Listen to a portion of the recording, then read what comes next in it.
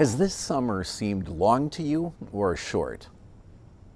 Well, unless you're among the youngest of us and little aware of time, chances are the summer seemed very short.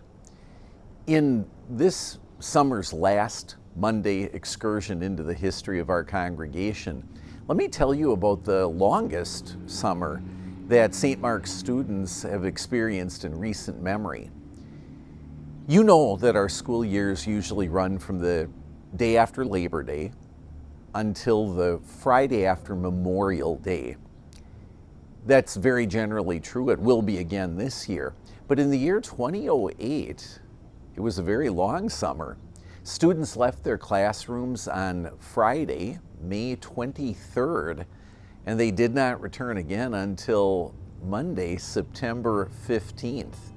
They left very early and came back very, very late.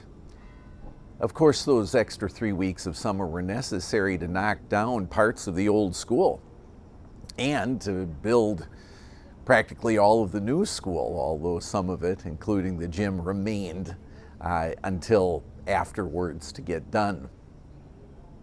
That we did only after exploring the possibility of partnering with St. John's, and that was a proposal that both congregations rejected soundly.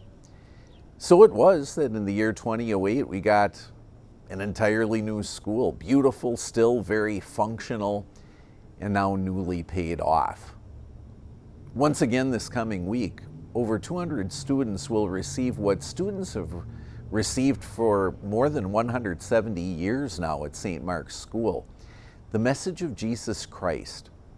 Once a child himself, only a perfect one, and one who gave his perfect life on the cross to make us perfectly acceptable to his heavenly Father. God grant that at St. Mark's Church and School that that's always the message. And God grant that we always find lots of sets of ears, young and old, to hear and to believe that message. We'll see you again sometime soon at church and at school.